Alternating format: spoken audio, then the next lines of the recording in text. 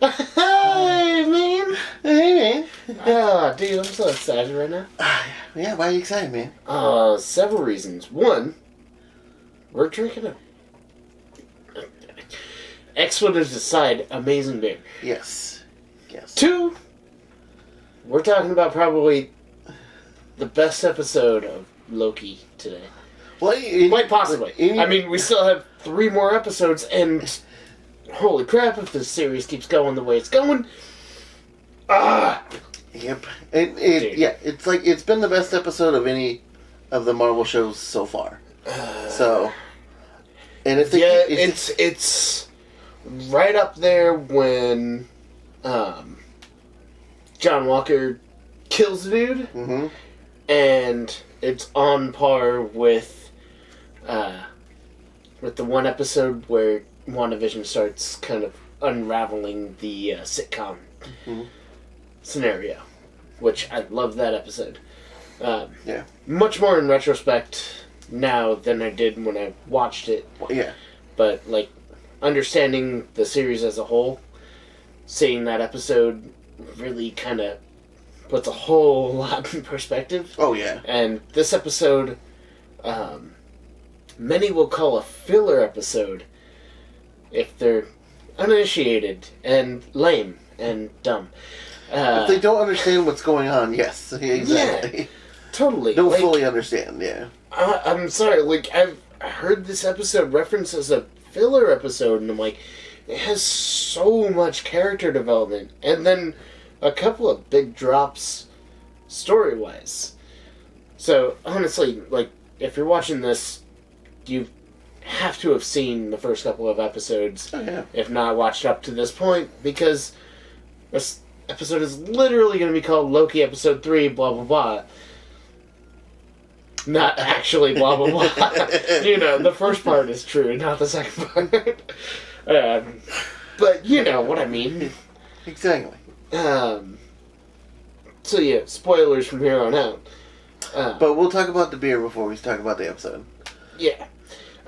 Today we're doing a pretty heavy-duty beer. This is Parabola, the 2020 edition Imperial Stout from Firestone. Now, we wouldn't normally just bust out a beer like this. No. But, due to laziness and incompetence on my part, mostly, I did not secure beers prior to this episode, regardless of the fact that this episode has been out for a couple of days. But, oh my god, I have no regrets because I get to drink Parabola. I'm actually so excited. I haven't even taken a sip yet. The bouquet on this is just so wonderful. Like, oh man. Like you get vanilla, you get coffee, you get chocolate. Vanilla, coffee, oak, chocolate. Like, anything you associate with a dark but sweet, subtly sweet flavor, I mean, this kind of just has it all. It's a bourbon barrel-aged Imperial Stout. It clocks in at 13.6. 13.6, alright. So, it's a hefty beer. Gotta love those high numbers. You'll notice that we're only drinking one of these, because A, they are expensive, normally ranging around $12 to $15, and B, 13.6% is a lot even for the most initiated. Yep, that's a hefty beer. Honestly, with a beer like this, you want to take your time with it. Yeah, you want to enjoy it fully, because you get so many different nuances, like as you're sipping as you sip the beer, and also as it's cooling down too. Well, as it's warming up, because we're taking this beer straight out of the fridge, pouring it, starting the video. We did not start this off by letting the beers reach cellar or room temperature, which is around 45 to 55 degrees. We're just pulling this out of the fridge and starting to drink it. So, honestly, our notes for this beer can change throughout the episode. Probably will. Which is why it's so exciting to do this beer, because, holy crap, I'm like, we've never had a beer quite this nuanced. And No. I still haven't even taken... Oh, my God. Hold on. Give me a sec. I gotta take a sip of this because it's...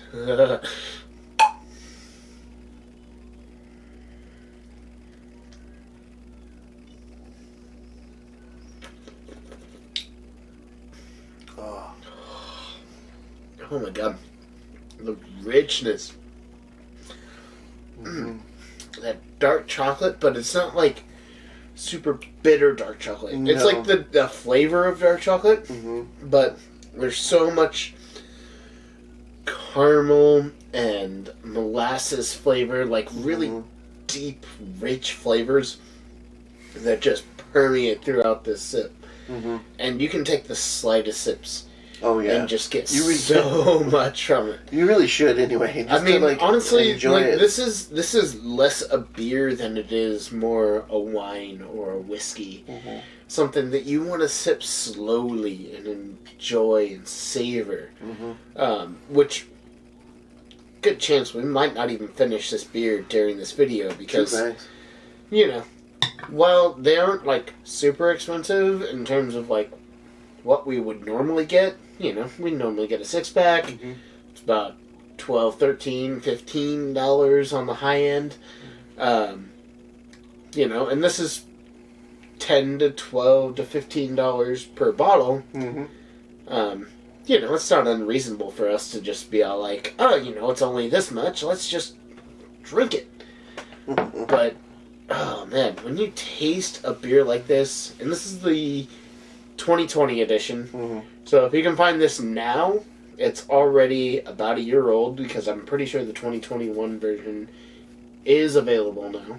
I think so. I think you're right. As of recording. So this beer is at least a year old, and if you know anything about bourbon barrel aged, bourbon barrel aged beers, they age the beer in a bourbon barrel. It takes on a lot of the richness of the oak, the complexities of whatever was aged in that oak, and imparts it into the beer. And which is why they tend to do darker beers, stouts, porters, but they have done other styles of beer, barley wines, very much on the same line of stouts and porters, in terms of like being a bold, rich, complex style beer. But they've also done a double DBA, so double barrel aged stout. Yeah, it's double barrel aged ale, which is surprisingly bright and fruity and friendly, although not pleasing to the uninitiated. The double DBA was definitely a surprise for me.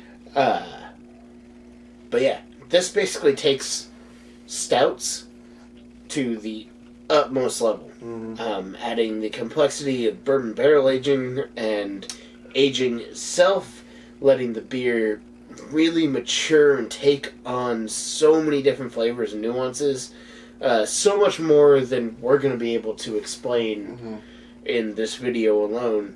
I mean, we could do an entire video just on the beer by itself. I mean, this is excuse my language, but this is a fucking fantastic goddamn beer. I could drink this all goddamn day and then not remember waking up the third day after it.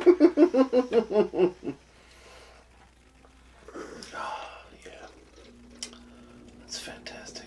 I mean, I don't know how well the camera shows this, but there's ever so slight a head, but it is dark and very like, almost like a coffee, like espresso head. You know, like that foam that you get on the top of an espresso. If it was in a clear container, you would see this exact kind of color. And you do get notes of coffee in there. it's really chocolatey and molassesy. Yep. Are the prominent notes. I could honestly talk about this beer for so long. I mean, you should interrupt me because I will keep going. What would you rate the beer, man? Oh, dude, fucking 10 out of 5. I'm a sucker for bourbon barrel-aged things, and when it comes to bourbon barrel-aged beers, it takes all the loves that I have for whiskey and applies it to beer. Mm-hmm. And I love beer on its own. Yep. So it literally just multiplies what beer is. Yeah. And just takes it to a whiskey level, but also having all of the nuances of beer. Yep. So I get the carbonation, I get the kind of smoothness and drinkability of beer. Not quite totally the drinkability of beer, because you really should sip this. It's you need to fuck you up if you don't. You need to take it easy on this beer. Take it easy on these. Yeah, like it's just the flavor profile is just so complex. Like you get so many different notes from everything. And you taste everything. It just transitions so easily, so well into each note, and it's definitely worth a buy and worth trying. Yeah, if you find these bottles anywhere near release, they're going to be the lowest that you'll ever find them price-wise. Oh, yeah. Like, if you found a 2020 now, I mean, we bought these bottles for $9.99. Mm-hmm. They'd probably be $15 to $20 now. Mm-hmm. Easily. 1 year later. Mm-hmm. And that's an old beer. Yep. Like, beer-wise, that's ridiculous. Mm-hmm. But bourbon barrel-aged beers, very common. Mm-hmm. I have an entire collection of bourbon barrel-aged beers, and honestly, it's probably worth up to like $1,500 just because I bought $10 to $20 bottles 5, 6, 7 years ago and let them mature, and that just, I mean, it increases their rarity. Granted, bourbon barrel-aged beers are not going to last quite as long as if you had like a wine or whiskey. So generally within 5 years is when you want to drink them. Mm-hmm.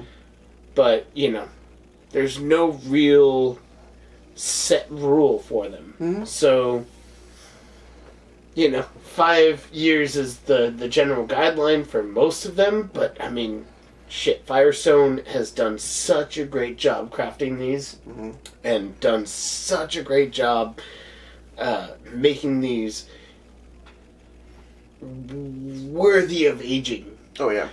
That you can keep these for 10 plus years. Oh, yeah, easily. In proper climate control. 45 to 55 degrees, constant, no light, cellar temp. That's just kind of the rule with them.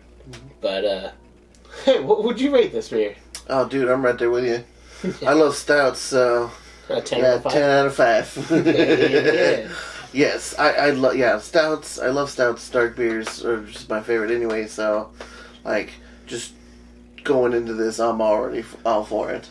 I was already ready for this. Hell yeah. Friggin' enough about the beer, because we've literally spent like almost 15 minutes on it. And we'll probably still talk about it because it's going to continue developing as it warms up. Beers, as they warm up, tend to open up, much like a wine breathing. Beers do very much the same thing if they're on this level. That they're gonna reveal more flavors, so we'll kind of sprinkle those in as we notice them throughout the episode. But let's do what we really want to do and talk about, so far, the best episode of Loki. This is absolutely a character-driven episode. Yeah. Easily. We're getting a lot of character development. We're getting as if we needed to know Loki anymore, we're getting to know him and her so much more. This episode starts with... Female Loki is with TVA Officer C-20 in a... looks like a Hawaiian cabana, like somewhere bar, like restaurant. Mexico, Yeah. or like some kind of shitty place that you get like cabana style. And she drinks. makes up this whole like bullcrap thing about brain freeze. I thought that was hilarious. I thought the lead into this episode was actually really brilliant because even though you know kind of what's going on, like they have the whole lead up, like you know who Sylvie is and you know kind of what she's capable of doing. You know who C-20 is, who's the officer that's the time TVA agent. She's C-20. Like, you know who they are, but the way the episode starts is so casual and so off the cuff that it makes you kind of question, like, whoa, what's actually going on here? Like, I don't understand totally what's happening. Yeah, and like you could see it jumping in time, like because at the beginning, the background it's daytime. Yeah, and then it jumps and it's nighttime. Well, it's when she starts catching on to the illusion. Yeah, it's when she starts realizing that, oh wait, like, what are you talking about? Why are you talking about the timekeepers? Like, who are the timekeepers? Blah, blah, blah. Bam, like, the illusion is starting to break. It shifts to kind of reset her back into the illusion, the enchantment that she set in her mind. And Sylvie makes a reference to that later in that, like, saying if the person's mind is too strong, she has difficult controlling the enchantment. Yeah, she actually has to go back and into their memories and use their memories to form a connection and to use that to overpower their mind. And then we get the fade out of the control room from the second episode, and then you see her going into the portal to the TVA. Yeah. Well, which we didn't know until this episode. Which we didn't know until there was a lot of guessing. At the end of the episode, episode 2, Sylvie goes into a random portal. Loki follows right behind her. Which, also, by the way, we get the reveal that she calls herself Sylvie, which is the enchantress from the actual Marvel universe. Which is very thematically appropriate. Which I love the way... I really do love the way Marvel kind of manipulates the facts of their own comics to fit the MCU as a whole. Because it really helps establish that the MCU is its own universe. It's just borrowing storylines from the comic books. Yep. Which is actually fantastic because if you just follow the comic books, they're fucking all over the place. Oh, yeah. In terms of continuity, in terms of power levels, in terms of abilities, in terms of who's alive and who's dead, in terms of what can do what and who can do what and who can do who, and it's just all over the place. I mean, it's 50 plus years of just random storylines from very different storytellers. Varied imaginations. Yeah. So that last one he referenced to who people doing who, that's a good one to call back for Daredevil. Because Daredevil has a penchant for doing a lot of people. So is Loki. True, which they also make a reference which to that they as well. also reference in this episode, which we'll get to a little bit later. Yeah, so she breaks into the... Jinx, you owe me a Coke. She's like going through the TVA trying to enchant one of the guards, finds out it doesn't work. Yeah. Which, Because I'm sorry. I'm gonna have to call out Emergency Awesome. He's like trying to just explain away certain things. It's like, come on, imagination, man. Like, throw out some theories, throw out some, like, motivation. Follow the storyline. Obviously, magic doesn't work in the TVA. It's outside of the realms of reality. So no magic would work there. No magic works there. The Infinity Stones don't work there. Which quite possibly come into play later in this episode. Possibly. Theory. Yeah, we'll throw that theory out there. We're going to throw that theory out there. I'm like, it's not whether or not we believe it, it's just whether or not it's possible. Which it seems possible. Going through the TVA, Loki catches up. So, I want to point out, like, the action sequences in this episode. Because they're kind of inconsistent. And kind of inconsistent throughout this entire series, really. Because it's like, if Sylvie enchants somebody, do they gain the abilities, like the physical attributes of Sylvie herself? No. Exactly. Why is some redneck able to hold off Loki and Loki's able, like, using a fucking Roomba to defend himself? He's a goddamn frost giant. Like, he should be able to beat the shit out of any redneck hick that's in that goddamn shopping center. Yeah. I'm sorry, I just, like, that just bugged me. I'm like, why is he having so much trouble with some freaking redneck? I miss Randy. That was a good line. It was. That's why it was in the title last week. And yeah, like in this episode, kind of the same thing happens.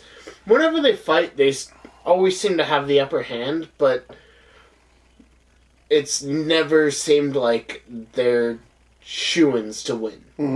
You know? It's like, I'm sorry, but you're either Frost, Giant, Asgardian people, and you're just fighting, like, dudes. You should be able to freaking whoop their ass without a second thought. Yeah, true. Like, I know they're trying to build tension and set up sequences and stuff, but it's like, come on, we've had over 10 years of showing that Asgardians can fucking destroy humans at a whim. Yep.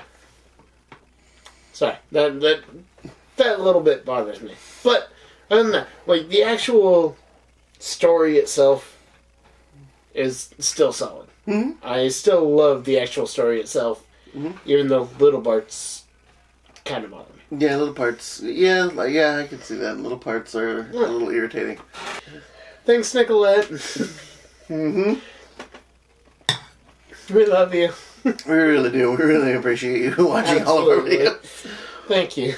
But anyways, I mean, oh god damn, this episode is so fucking dense that we could literally spend hours talking about it. Okay, let's just talk about, like, so what are some of your theories going into episode 4? Going into episode 4, theory-wise, I mean, we already got confirmation that everybody in the TVA is a variant. Which is a theory that I proposed in the last episode that I heard from somebody else, Screen Crush. If you don't watch Screen Crush, you totally should, because they also do stuff like this. And they have a dog. Sorry, it's just better than us. I hate to admit it. But we talk about beer. You gotta take what we can get. Take what we can get. We're trying to be different. But the TVA are all actual people plucked out of time. They're variants. They caused the Nexus event. And the Timekeepers are basically enslaving them to be TVA agent. Because, as Sylvie describes, that C20's memories are very foggy and, like, distant, She had to go back 100 years. She had to go back over 100 years to find a memory of her actual past. Mm-hmm. A memory that she probably doesn't even remember. And also explains, like, why Mobius loves jet skis. Jet skis. Mm-hmm. He's probably plucked right out of the 90s. Right after he had a fucking amazing jet ski experience. Yeah, I'm thinking he was either a jet ski instructor, Or he invented jet skis. Oh, that's a possibility. Yeah. That'd be pretty cool. Yeah. He invented the pinnacle of form and function. Form and function. Yeah. Yeah, exactly. Like, I love it. That's like when they confirmed that on the show. I was like, oh, well, maybe he invented the jet ski. Maybe he's just a jet ski instructor, and that's why he likes him so much. I think he's just an enthusiast. Honestly, I think he's just a guy who, when jet skis first started becoming a thing, he got really into it. I think he's just like some SoCal surfer dude that discovered jet skis, and that was like the best thing ever for him. Or like last one, he's a boring Midwestern dad. Finds this magazine and he's like, jet skis, this is awesome. Yeah, like, and he gets into it. Seems like jet skis are like the greatest thing, but he can't ever actually. He can't get on one. Yeah, he can't ever get on one. So, and that's what like causes the Nexus event is him trying to get onto a jet ski. So, I don't know. We're just spitballing at this point. It's theories. It's fun. It's it's what we do.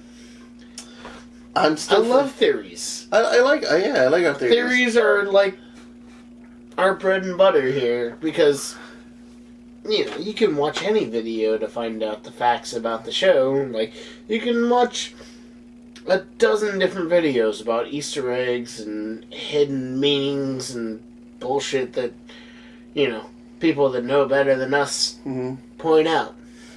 Okay, so going back to like one of the parts in like the end of the show, Emergency also talked about this, like when the pillar was falling on them. Oh and my Loki god! stopped it. Dude, that was when I saw this episode for the first time, and I saw this before him. I was just watching it on my own. He did that, and I'm all like, "The fuck is that? What power is that? What?" No, he's a magician and he does illusions, and even in the episode he fires off a little green blast that repels people. But I've never seen Loki do something as strong and as powerful as literally repelling a building and replacing it back where it was. Okay. So, theory time. So, Time Stone. Okay, so I'm saying that he did take the Time Stone. Okay, so as we saw in episode 1... There was a lot of... Episode 1. It was episode 1. It was near the end of episode 1. Those two kind of blend together for me because episode 3 just fucking sounded out so high and above. Episode 1 and 2 kind of blur together.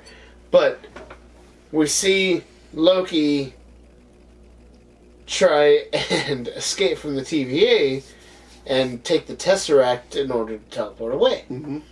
Well, he finds that he can get the Tesseract and any number of Infinity Stones. 5 Time Stones? No problem. 6 Soul Stones? Sure, why not? A couple of Mind Stones? Yeah, they're there. They're paperweights for some of the other employees. Mm-hmm. But, he picks up a Time Stone specifically in that scene. Mm-hmm. Loki's always ever the opportunist. Mm-hmm. So there's nothing to say that he didn't just, Time Stone, slip. And, Casey wouldn't have thought much of it, because as far as he's concerned, they're paperweights. They're useless. They don't do anything. That's why he lets him take the Tesseract.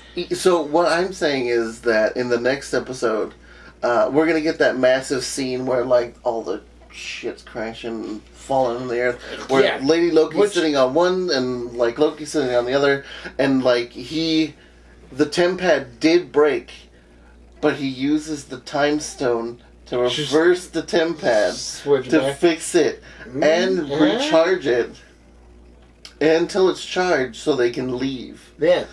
But it's not until after she like confides in him, essentially. Kind of like what he did with about talking about his mom and everything on the train. I get that. And also, great moments. Oh, yeah. Absolutely fantastic character moments on the train. We get these little moments, like when they first get on and they're going into the car. Sylvie sits on one side and Loki's like, oh no, you can't sit there, I have to sit there, I can't sit my back to the direction we're going. On the train. And she's like, well, I can't sit with my back to the door. He's like, well, there's doors on both sides. And it's just those little bits of control that Loki likes to exhibit. It's like, it's not really a reason why, there's no reason why he can't sit backwards on the train. It's just that he likes to exercise his little bits of control. Like, if he can convince somebody that he has a reason why he needs to sit in a certain place, and they do it, that just kind of adds to his, like, libido, so to speak. Yeah. But, of course, they're the same person, and they're both just back and forth, and so they both just sit down. Yep. But Sylvie's getting kind of the better of the deal because, she chose where to sit first. Yeah. But what do you think of that theory for the time stone? I like it. I want to believe it, but I was confused. Like, if they were going to use that as a time stone usage, like, Loki's magic is already green. So, if Loki were to use magic to do that, it would have shown green. They didn't show any colors, any effects when he did it. He just, whoop, and the building went back up. So, like, it would have been really easy to explain away, oh, it's green, it's Loki's power, rather than, oh, it's green, it's the time stone. Yeah. So, I'm not 100% sure that it's the time stone. Granted, he did pick it up. He had it in his hand, between his fingers, like that's the one that he specifically picked up. So it's not impossible, and I don't want to say no, but I think that's how they get off Lamentus one. Like, they get back to the TVA, and then after that, I could see Loki using the time stone and just being all like, well, I didn't want to use this here because I was going to use it to overthrow the Time Lords, but bring back the Ark and then use it however they see fit, whether or not they want to restore the time pad, whether or not they want to use it to escape the planet, blah, blah, blah. There's a lot of possibilities when it comes to Loki lifting an Infinity Stone. True. Because they're fucking Infinity Stones. Yeah. Any one of them can do any number of things towards what's going on. Oh my god, this beer is so good. You get more of the chocolate and coffee coming through as it warms up a little bit. More of the oak, too. Yeah, it kind of mellows the bitterness. So it kind of comes off espresso-y. Like, very much in the... Like, it's coffee, but it's kind of like... definitely dampened by some sweetness. Yep. Which is all molasses and chocolate. Mm-hmm. Ravona, the one that was at the end of the hall, Mm-hmm. I think is the reason that the doors are opened. Renslayer? Yes. Yeah, sorry. Renslayer. The kind of head of the TVA below the timekeepers. Yeah. Which, also, theory, which I might have mentioned, but I don't remember because the episode 2, I was really drunk when we shot it, so I kind of don't remember everything that I brought up. But, listen to me. This is important. Possibly. Theory. Renslayer is actually involved with one of the timekeepers, and that the reason they set up the sacred timeline was so that the timekeepers could come to power, and that she is somehow involved with them. Possibly as a love interest, possibly as just a confidant, possibly any number of things. But, just throwing out there, very thin-veiled theory, but Renslayer is definitely involved in something more. Okay. I definitely feel like she's into something more than what the TVA is generally doing. Yeah, is letting on. Yeah. Okay, I could see that. Yeah, that's just like based on other theories and like going through a whole lot of stuff. The doors to her office are very similar to the doors that Sylvie was going to go through to get to the timekeepers. Mm-hmm. In even some pre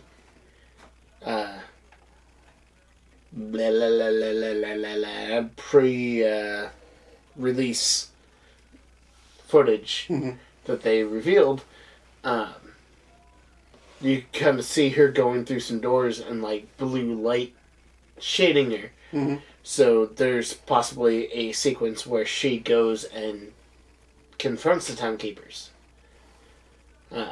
So, thoughts to just throw into the either. I like it. Okay.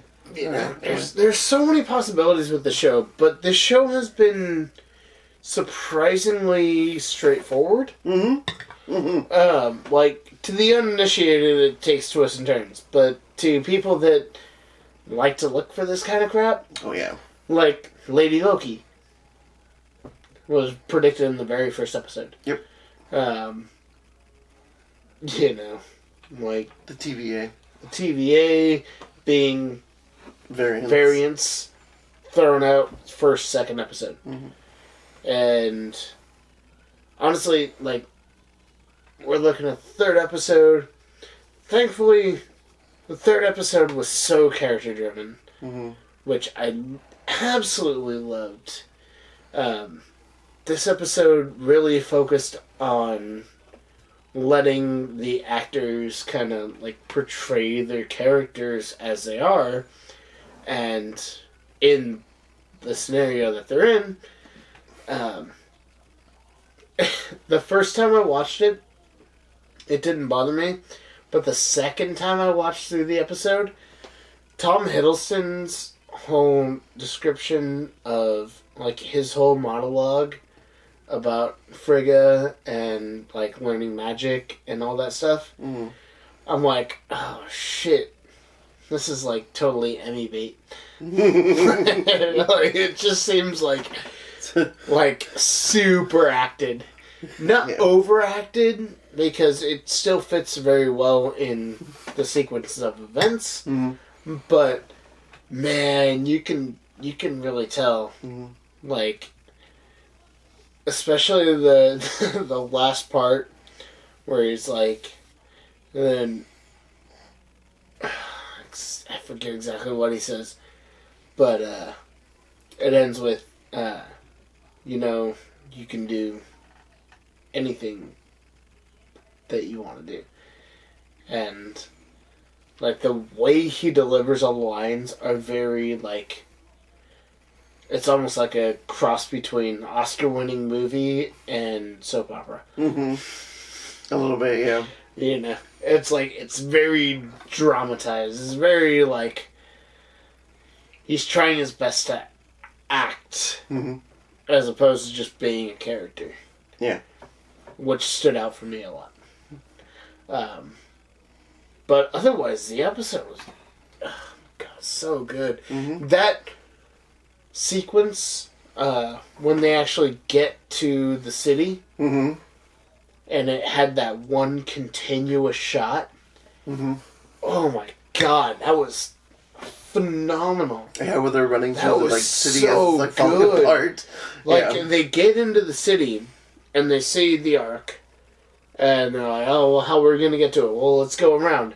And we follow them through alleyways, and explosions here, and fights here, and running into a bar, and fights there, and it's all one continuous shot, which is just... Oh, man.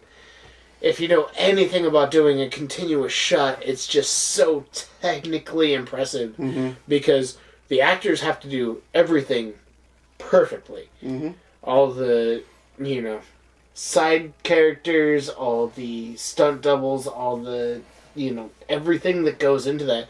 That's one continuous shot. Mm-hmm. Like, that was all done in one take. Yep.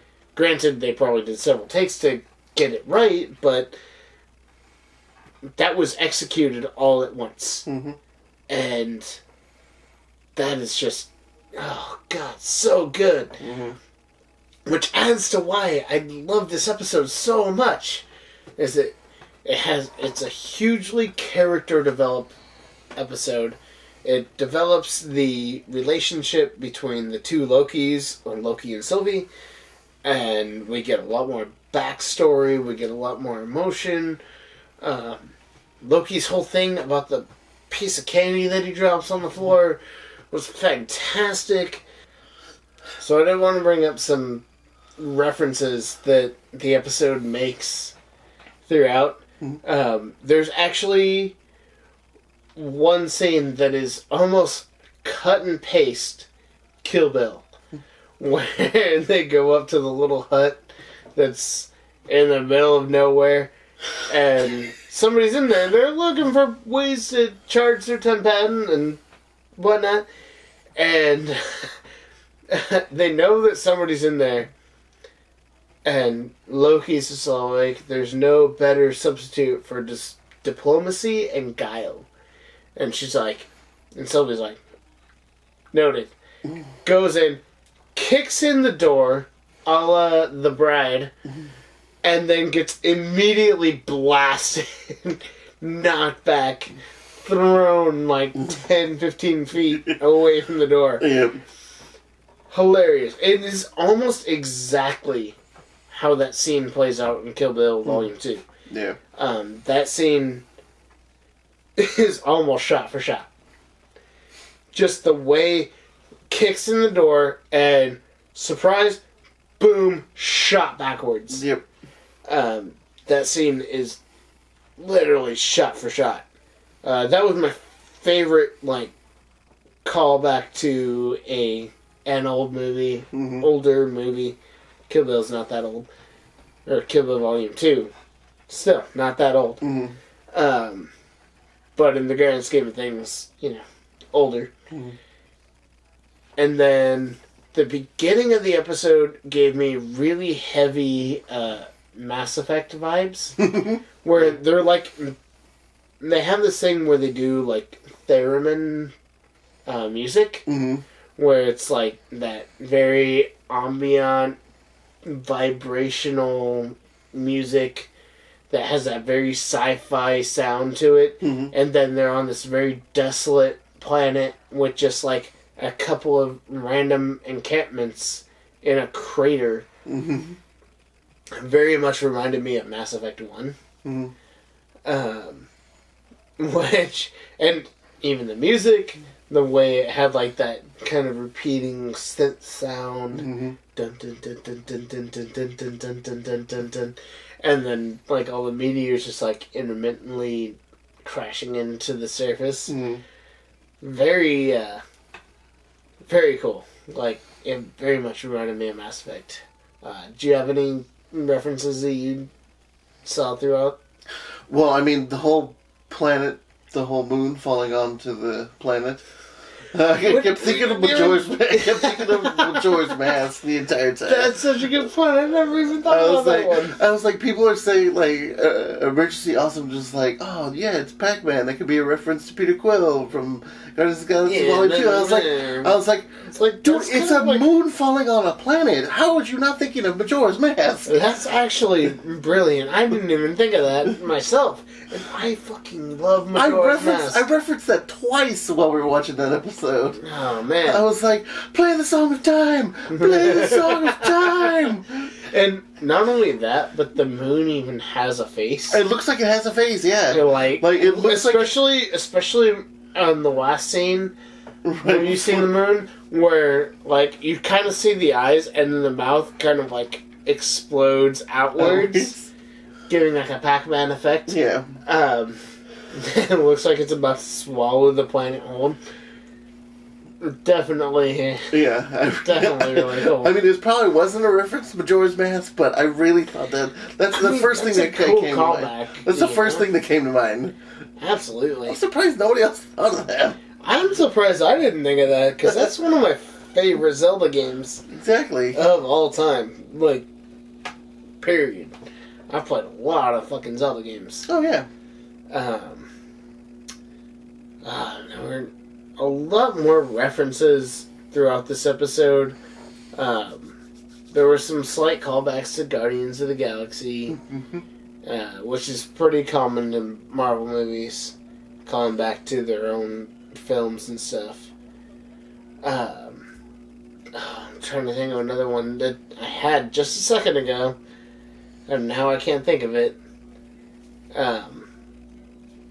Man. I don't know. Maybe I'll think of it in a second. But, we kind of have to talk about the end of the episode.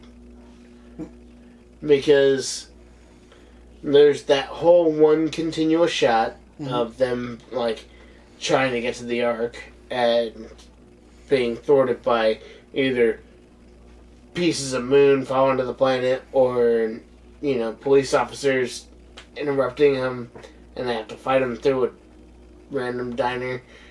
But when the episode ends, it shows the Ark being completely destroyed, and there's literally no hope of them getting off the planet. Like, as far as we can tell, as far as they've led us on to believe, there's literally no chance that they're going to survive. Mm-hmm. Obviously, we know there's 3 more episodes, so we know they're going to survive. Mm-hmm. Either the TVA shows up and scoops them up, takes them out of there. Either Loki has an Infinity Stone that he uses to either, like, time stone, reverse, you know, the polarity of one single moment. Or another one I just thought of. That's like he made the tempad as an illusion. Yeah. So it looks So it's like not it's broken, actually not broken. actually broken. He still has it. Yeah, that's another distinct possibility. Mm-hmm. But as for the completely defeated look of Loki at the end of the episode, we'll kind of see how that goes, because, man, I think he's just playing it up. there's so many possibilities. Just to Like, see where she's at. I think he's just weighing his options. Well, yeah, much like when he took the Tesseract from Odin's vault, mm-hmm. and then when Thanos invaded the ship in Infinity War, Mm-hmm. it's like Loki could have just used the Tesseract and just gotten out of there. If he was really thinking about himself, like, he would have just teleported himself out of there he would have had both an Infinity Stone and his life and just been away from Thanos. Yep. He could have literally gone anywhere. Instead, he decided to try and save Thor and save the Asgardians, which showed a total character redemption arc from the last movie, Thor Ragnarok. I don't know. It's hard to say what's actually going to happen. I think you were thinking of Blade Runner. Blade Runner. Definitely. Oh, man. Like, the whole scenery of that whole town, of them running through, definitely gave Blade Runner aesthetics. I definitely saw that, and they did mention that in the production, that they got very influenced heavily by Blade Runner. But I got like super like Borderlands vibes while watching that part. Yeah. Yeah, like at any moment they could run into Mad Moxie. Yeah, I was like, oh, where's Mad Moxie? Come on! My favorite character! Yeah. That would have been fucking fantastic. Exactly. Honestly. That would have been cool. Yeah, it would have been really cool. But yeah, no, it gave me, even the director referenced Blade Runner as an inspiration for this episode, which makes absolute sense. It also kind of looked like a post-apocalyptic version of Wakanda. Yeah. I could see that too, yeah. Just because I've watched a lot of, like, Black Panther videos recently, and, like... Yeah, I've watched Black Panther a lot. It kind of looks like what they set up Wakanda to look like. And it just could be Marvel following a set style for futuristic-looking cities. But, you know, just saying. Yeah. It's not unreasonable. I guess we're just gonna have to see. Hey, you know, we only got 3 more episodes. Only 3 episodes. But if they're half as good as this last episode, the series is gonna do alright. Oh yeah. And if they're better than this last episode, this series is gonna do fucking amazing. Oh yeah, easily. I was already hyped after episode 1. And then episode 2 came out and further expanded. And then episode 3 came out and just completely just shit on my brain. And we're going to leave you with a cliffhanger where the main character is going to die. Which we know they get captured by the TVA at some point.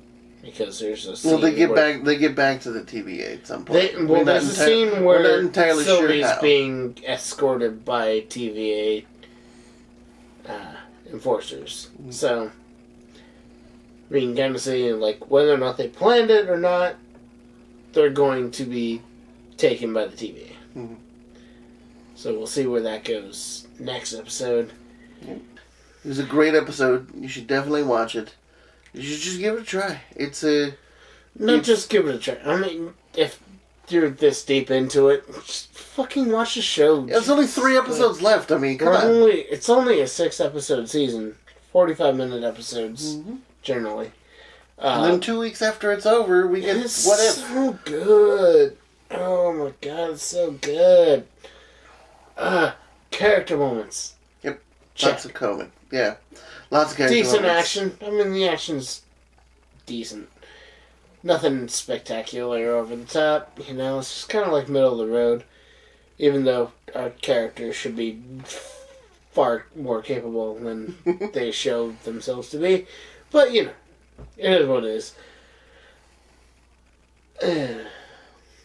I could talk about this episode for fucking hours, to be honest.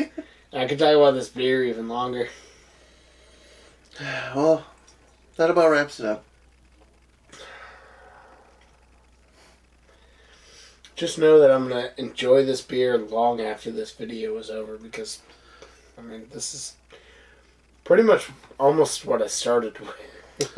Yeah, I'm going to enjoy this as well after this video's over, but not as long as him.